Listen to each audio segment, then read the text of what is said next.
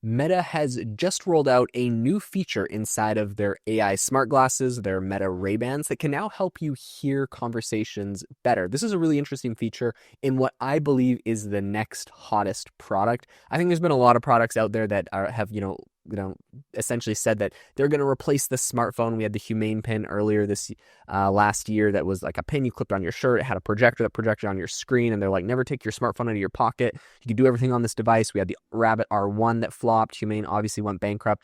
Amazon recently purchased a company called Bee, which I bought one of them and tested them. It's like a wristband that records your conversations and gives you notes and helps you with stuff. None of these devices have been very hot topics, in my opinion. None of them have taken off, nor do I think they'll continue to take off as a replacement to an iPhone. The form factor that I 100% think will win is glasses, and right now Meta is leading the way in this, probably because Mark Zuckerberg wasted billions and billions of dollars on, in my opinion, wasted on the Oculus and on VR, which is a cool technology, but I just don't think it's going to see the mass adoption. I think Apple learned that the hard way with their Apple Vision Pros.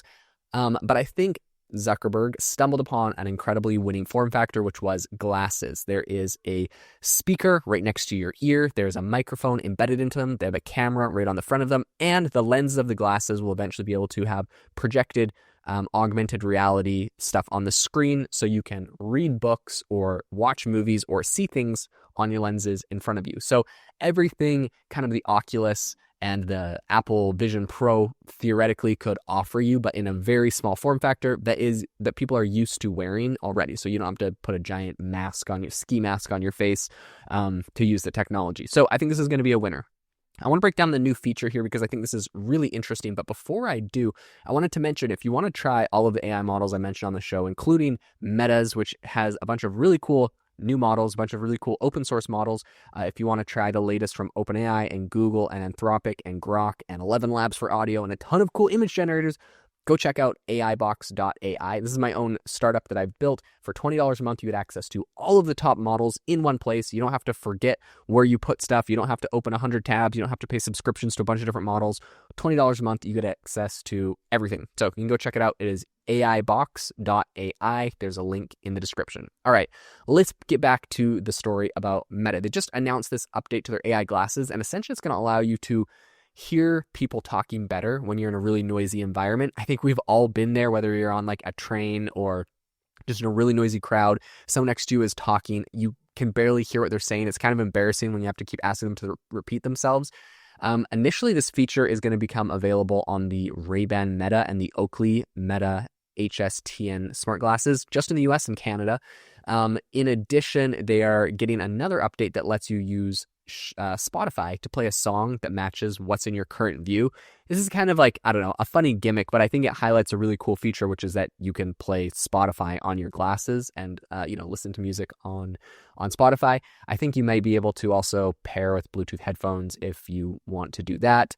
But otherwise, it's kind of interesting because on the one hand, I think Meta does a pretty good job with the speakers inside of these glasses not being too disruptive to all the people around you because the frame of the glasses is resting right on top of your ear. It's real close to your ear, but at the same time, it is a speaker playing out loud. So I think they do a great job to make it not too annoying for people around you, but you probably, if you're playing Spotify, you want to have some headphones in as well. So if you're looking at an album cover, though, for example, this is a great example of when this new Spotify use case would be. If you're looking at an album cover, the glasses can play a song by that artist. Or if you're looking at a Christmas tree with a pile of gifts, you could play holiday music. So, in one way, I think it's like sort of like cheesy of the feature, like as if I'm going to look at my Christmas tree and then all of a sudden I want it to start playing like Deck the Halls. But like sometimes when I'm like, hey, like I do want some like Christmas music, it would be nice if I didn't have to search for Christmas music. It would be nice if I was just like, look over at my Christmas tree and just like play some music that, play some music like what I'm looking at. Essentially, it's like a faster way of getting what you're trying to see. So as a gimmicky feature, I don't think it has a lot of sticky value, but if it reduces friction and I'm like literally, looking at the beach and I'm like, play some music like this and it starts playing the Beach Boys and I'm like, cool, this is what I would have wanted. Or I'm looking at a Christmas tree, it starts playing Christmas music. I'm like, this is what I would have wanted. If it reduced the friction of me having to like type out a specific playlist or song, then yes, I do think that's awesome. How good will it be, I think, is really what is going to determine if this is a good tool or not. But some people really do like music inspired by certain things. And recently I had a family member that's a dentist, and for his birthday, his wife was asking everyone to submit a song that reminded them of him. And so I was like looking up, I was trying to find like a bunch of like funny songs about like dentists or something. And ChatGPT was really doing me dirty, was not giving me any good recommendations. My brother ended up finding a whole bunch of hilarious ones and submitting them all. And so anyways, I wish I had gotten better recommendations, but ChatGPT didn't give them to me. And so it made me think, it really all depends on how good the AI model is at recommending. If Meta could solve that problem, then I think it would be a great tool. If not, it could be a flop. So it all depends on that. The conversation focus feature, though, that I think is probably a lot more practical, that they actually announced earlier this year, but it's getting rolled out. It uses the AI glasses open ear speakers, and it's going to essentially amplify the voice of the person you're talking to. So they say that the smart glasses wearer is going to be able to adjust the amplification level by swiping the right temple of the glasses or in the device settings. So this is essentially going to let you set the level, make it really precise to match your current environment. So if you're in a busy restaurant, a bar, a club, a train, or anywhere else, whoever you're looking at, it's going to amplify what they're saying, but not the ambient sound of the room around you. Honestly, this is a really, really cool feature when you're in noisy environments. How well this works, I think, is going to definitely need to be tested, just like their Spotify feature. However, I will say that the idea of using this to help with hearing is not just something that Apple's working on. Meta's working on. Apple's AirPods already have a conversation boosting feature that's designed to essentially help you focus on the person you're talking to. They'll make that person a little bit louder. And I think even like Apple's, their latest AirPod Pro models have added support for like a clinical grade hearing aid feature as well. So there's, a lot of people that are kind of working on this, but I think these obviously are the first glasses that are going to embed this feature. And I do think this has got a lot of great use cases. I think it's limited to the US and Canada right now. The Spotify feature is anywhere that's, English is spoken. So basically many places.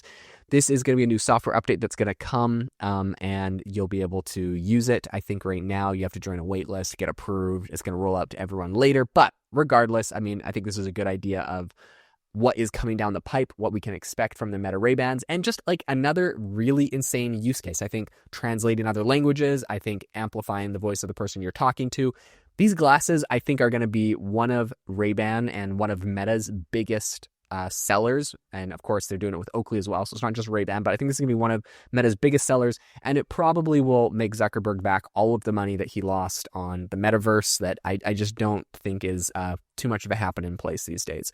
All right. Thank you so much for tuning into the podcast. If you enjoyed the episode, if you learned anything new and interesting, make sure to leave a rating and review on the podcast. It essentially just helps more people find the show. It boosts me in the algorithm and helps the show out a lot. So if you want to say thank you, that would be the best way to do it. Drop some stars on Spotify on the About tab, or leave a review over on Apple. Thanks so much for tuning in. I will catch you guys in the next episode.